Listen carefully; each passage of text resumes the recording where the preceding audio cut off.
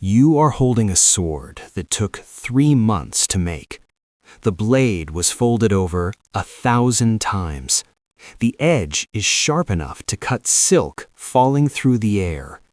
The man who made it considered it the finest work of his life. And you are about to use it to end yours. Not in battle, not against an enemy, by your own hand, deliberately, calmly, because your Lord has died, and your honor demands you follow him.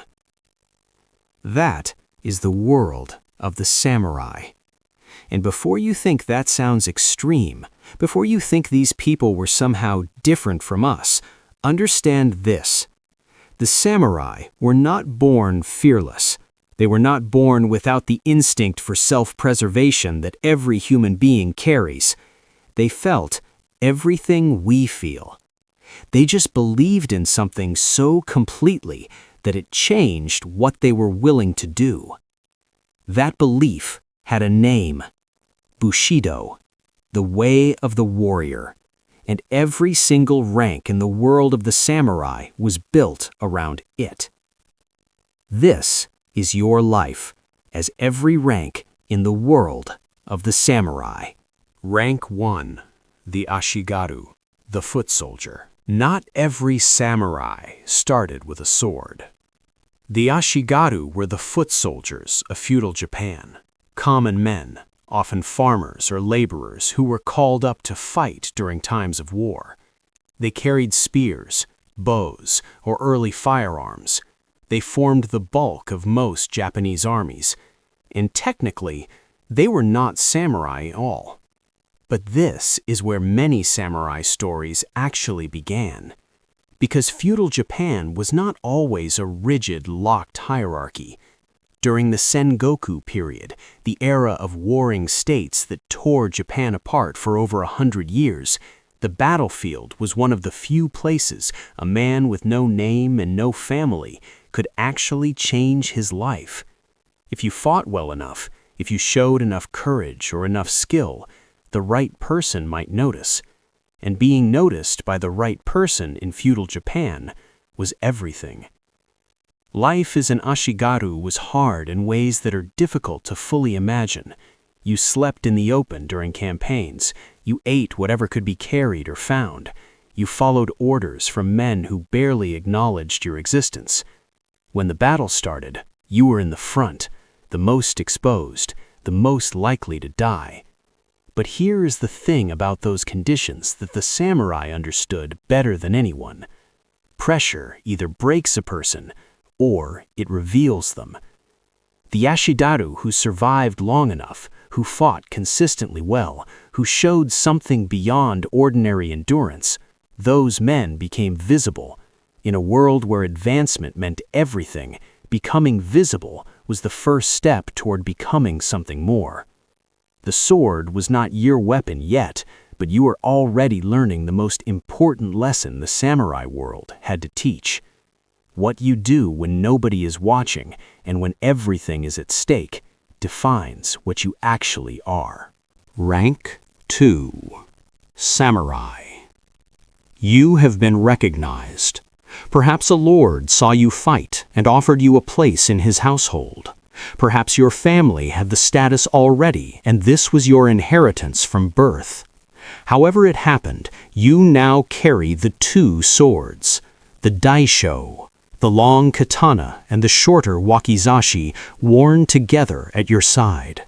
This combination was not just practical, it was a statement that every person in Japan could read instantly. You are samurai. And with that comes a life unlike almost anything else in the ancient world. The samurai did not just train in swordsmanship. A true samurai was expected to be competent in a staggering range of disciplines: archery, horse riding, unarmed combat, what we would later call judo and jujitsu, calligraphy, poetry, the tea ceremony, music.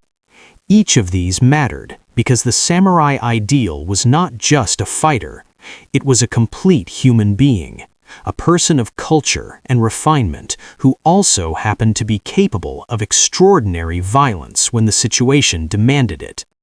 This is what separated the samurai from every other warrior class you have encountered in this series. The Romans built warriors through discipline and formation. The Spartans built them through pure systematic suffering. The samurai tried to build something rarer and harder, a warrior who was also genuinely civilized, who understood beauty, who could write a poem about cherry blossoms and then, in the same afternoon, cut a man down without hesitation. The tension between those two things, the beauty and the violence, the peace and the readiness, lived inside every samurai every single day. And managing that tension without it destroying you was the real work of the samurai life. Rank 3.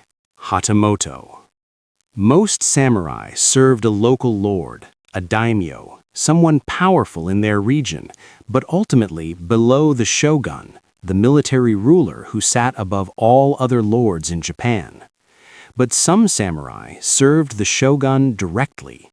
These were the Hatamoto, the direct retainers, and the difference between being a regular samurai and being a Hatamoto was enormous in ways that went far beyond simple rank. A Hatamoto had the right of direct audience with the shogun. In the rigid hierarchy of feudal Japan, where who you could speak to, where you could sit, even which road you were allowed to walk on was determined by your status, this was an almost incomprehensible privilege. But privilege in the samurai world always came attached to obligation. The Hatamoto were expected to be available to the shogun at all times, military service when called, administrative duties during peacetime, ceremonial functions at the shogun's court. Your life was not entirely your own. Your time, your loyalty, your sword, all of it belonged first to the man at the top. This was not resentment. This was the entire point. The concept that defined samurai life at every level was called giri, duty. Your duty to your lord came before your duty to yourself, before your family, before your own survival. The samurai who prioritized himself above his duty was not seen as practical or sensible. He was seen as something close to worthless. This is the part of the samurai world that people in the modern world find hardest to understand. We live in a culture that tells us our individual needs matter most. The samurai lived in a culture that told them the exact opposite, and they believed it completely. Not because they had been brainwashed, but because they had seen what happened to societies where nobody believed in anything beyond themselves. They had lived through 100 years of that. It was called the Sengoku period, and it had been catastrophic. Rank 4. Daimyo. You command a domain now. A daimyo was a feudal lord who controlled a specific region of Japan, its land, its people, its military forces, its economy.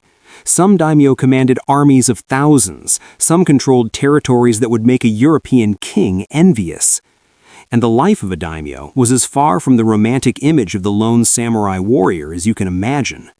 Your days were filled with governance, managing rice production, the economic foundation of feudal Japan, administering justice among your people, maintaining the loyalty of your samurai retainers, each of whom had their own ambitions and their own grievances that needed careful attention, forming alliances with neighboring lords through marriages and agreements that could shift or collapse without warning. And always, underneath all of it, the question of the shogun. The Tokugawa shogunate, the final and most stable shogunate in Japanese history, had one brilliant and ruthless strategy for keeping daimyo in line. It was called sankin-kotai, alternate attendance. Every daimyo was required to spend alternate years in the shogun's capital at Edo and in their home domain. When they returned to their domain, their family stayed in Edo. When they came back to Edo, they spent enormous amounts of money on the travel, the retinue, the ceremonies required. It was a system of controlled financial bleeding combined with permanent hostage-taking. Brilliant. Absolutely brilliant. It kept every daimyo simultaneously financially weakened so they could not easily fund a rebellion, and personally invested in their family's safety at the shogun's court. The sword kept order, but the system kept the sword pointing the right direction. As a daimyo, you understood this completely. You participated in it willingly because the alternative was worse. And you managed your domain with the knowledge that everything you built could be taken away in a single decision from above. Power in feudal Japan was always conditional. The samurai who forgot that did not last long. Rank 5. Ronin. Your lord is dead, or he has been disgraced and his domain dissolved. Or perhaps you failed in your duty in some way that made continuing in his service impossible. Whatever the reason, you are now without a master. You are Ronin, a drifting wave, a samurai with no lord, and therefore, by the values of the world you were raised in, no real purpose. The Ronin were one of the most fascinating and tragic figures in all of Japanese history. They existed in a strange gap between two worlds. They still carried their swords. They still had all the skills and training of the samurai, but without a lord to serve, the Bushido framework that gave their life meaning had lost its anchor. Some Ronin became bodyguards for merchants. Some became teachers, passing their martial knowledge to the next generation. Some drifted into crime or became mercenaries for whoever could pay them. And some spent their years simply wandering, searching for a new lord worth serving, or waiting for an opportunity to restore their honor. The most famous Ronin story in all of Japanese history is the 47 Ronin. Their lord was forced to commit ritual suicide after an incident at the shogun's court. His samurai became Ronin, and for 2 years they waited, pretending to have abandoned their samurai values, living as drunks and lowlives so that no one would suspect their plan, until the moment came. Then all 47 of them avenged their lord's death together. They knew exactly what would happen afterward. They turned themselves in, and they were ordered to commit ritual suicide. They did it without complaint, because in their world, dying with honor was not a tragedy. It was the entire point. From a foot soldier with nothing but a spear and an unknown name, to a masterless wanderer who chose honor over survival, that was your life in the world of the samurai. And here is what I keep thinking about long after the research is done. The samurai lasted for nearly 700 years. 700 years of one of the most demanding and internally consistent codes of behavior any human culture has ever produced. And it did not survive because people were forced into it. It survived because people chose it. Generation after generation of men and women. Yes, women. There were female samurai called onna-musha, and they deserve their own video. Choosing to live by a code that asked everything of them and promised nothing in return except the respect of people who understood what that cost. We live in a world that makes it very easy to choose comfort, to choose the path of least resistance, to quietly lower your standards when nobody is looking. The samurai would have found that deeply confusing. Not because they were better than us, but because they had decided, very clearly, very deliberately, that the way you live matters more than how long you live. Which rank would you have been? The Ashigaru proving himself on a battlefield where nobody knew his name? The samurai balancing a poem and a sword in the same pair of hands? The Ronin choosing to wander rather than compromise on the only thing that mattered? Tell me in the comments. I genuinely want to know.